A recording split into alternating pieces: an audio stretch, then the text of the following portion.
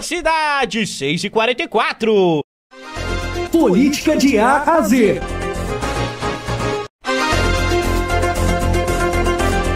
Política de A a Z.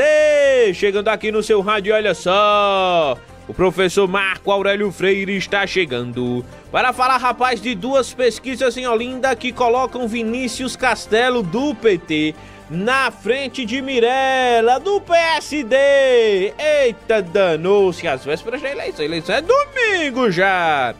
Pablo Marçal, terceiro colocado lá em São Paulo, tá? Vai fazer uma sabatina, sabe com quem? Guilherme Boulos, do PSOL, que ele tanto xingou de Kiko, Nhonho. Não, Nhonho era da Atena, ele era o Kiko, né? O Chorão, disse que ele cheirava pó, enfim. Vai fazer sabatina com o Guilherme Boulos. É o entrevista de emprego. Só que o Ricardo Nunes, do MDB, também foi convidado. Só que se negou aí, se rejeitou, disse que não vai. Quem vai falar sobre tudo isso é o professor Marco Aurélio Freire. Bom dia, professor. Bom dia, ouvintes da Rádio Cidade. Bom dia, ouvintes do Café Forró e Política. Bom dia, meu amigo Lucas Medeiros. Lucas, chegando agora na reta final para o segundo turno das eleições de 2024, tivemos uma proposta bem inusitada, né, feita lá em São Paulo. É que o Pablo Marçal, que foi candidato que chegou em terceiro lugar nas eleições, ali bem perto do primeiro e do segundo, né, ele ficou bem pertinho do Ricardo Nunes e também do Guilherme Boulos, ele fez uma proposta para os dois candidatos que foram ao segundo turno. O que ele fez? Ele disse que queria fazer uma sabatina, transmitida pelo YouTube, e nessa sabatina ele queria, né, falar, né, dizer o que, segundo ele, o que o povo pensa e não o que está combinado. Então ele quer fazer uma sabatina de emprego, é assim que ele trata a situação, com os candidatos à prefeitura que vão para o segundo turno. O Ricardo Nunes, prefeito atual, não, ele negou, né, ele não vai, né, rejeitou o pedido do Marçal, mas o Guilherme Boulos disse que não foge do debate e que vai sim, né? E é interessante porque o Coronel Melo, que é o vice de Ricardo Nunes, disse que o Marçal é que está procurando emprego, porque ele não chegou ao segundo turno, está procurando emprego. Enfim, ele rejeitou, ele brincou um pouquinho com a situação, mas na verdade é o seguinte: o Boulos vai e o Ricardo Nunes não vai. E por que o Boulos vai? Isso é interessante. O Boulos topou essa situação porque, no final das contas, o Boulos está em segundo lugar, faltam 2 dias agora para a eleição, e é preciso um fato novo para mexer um pouquinho com a situação da eleição.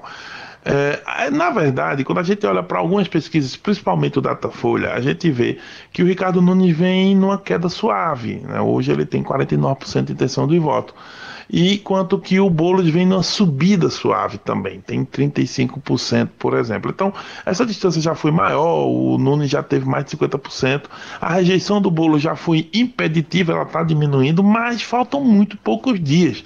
Se não houver uma grande mexida no eleitorado de última hora, obviamente, o Ricardo Nunes deve levar essa eleição. Porém, né, o Nunes está jogando ali para vencer, né, tentando ficar o máximo parado possível para vencer, mas o Boulos, ele está tentando mexer no cenário. Para isso, topou essa situação, porque o final das contas é o seguinte: se o Marçal conseguisse sobressair contra o Boulos e o Boulos chegar a perder votos, perdido por 1, perdido por 10. Se o Boulos consegue, de algum modo, né, criar um novo fato, enfim, a partir dessa sabatina, conseguir aí mexer um pouquinho no eleitorado, né, para a eleição, ele pode aí tentar ganhar aqueles pontos que milagrosamente colocariam ali em primeiro. É muito difícil, mas é aquilo que eu disse, numa situação dessa o Boulos prefere se mexer do que ficar parado.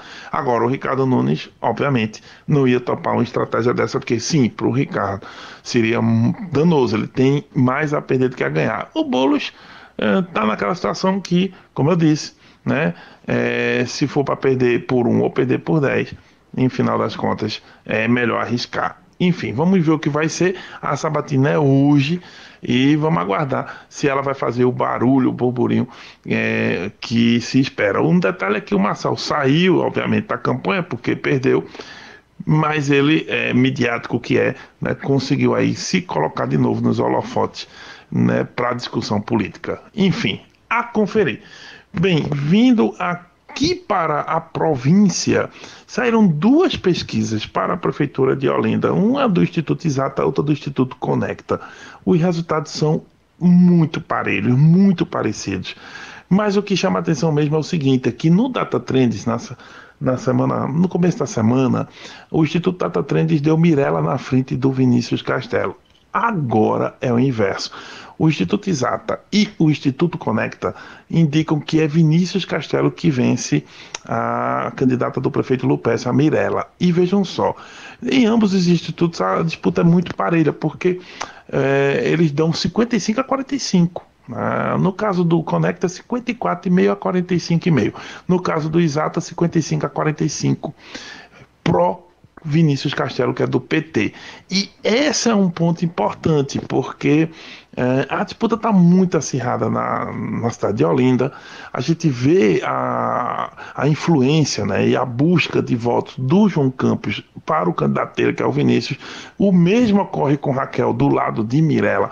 E essa disputa ela está sendo feita realmente voto a voto em cada cantinho de Olinda.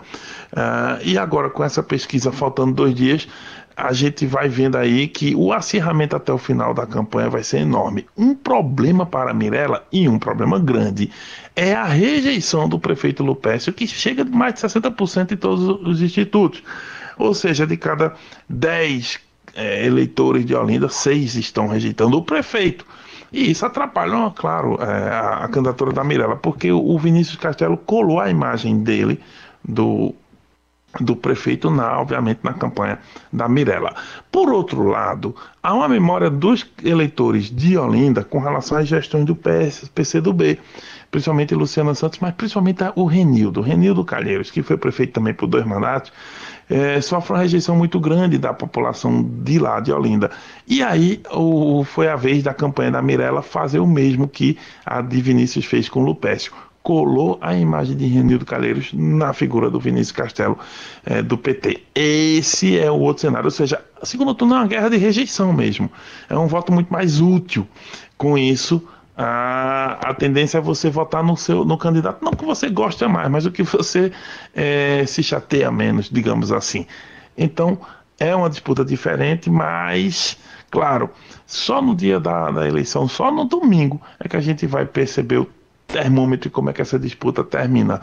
Mas até lá, tem muita água para correr embaixo da ponte, e nós voltamos amanhã com mais comentários, se Deus quiser. Zap Zap da cidade. No Zap Zap, no Zap Zap. O ouvinte participa pedindo músicas, falando sobre seu bairro. O telefone que mais toca na cidade. 998788090